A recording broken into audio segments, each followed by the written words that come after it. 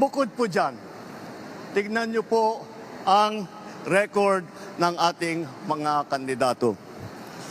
Wala sa kanila ang may bahid ng dugo dahil sa tukhang. Wala sa kanilang kasabwat sa pagbulsa ng sako-sakong pera, pinagsamantalaan ang krisis ng pandemya, pinabayaan ang ating mga kababayan na magkasakit at mamatay.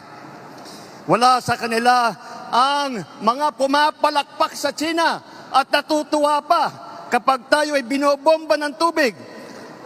Tinatamaan ang ating mga Coast Guard, hinaharang ang ating mga mangingisda, ninanakaw ang kanilang huli.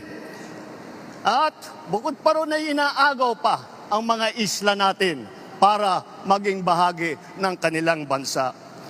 Wala po sa kanila ang tilang sakristan ng isang bulaang propeta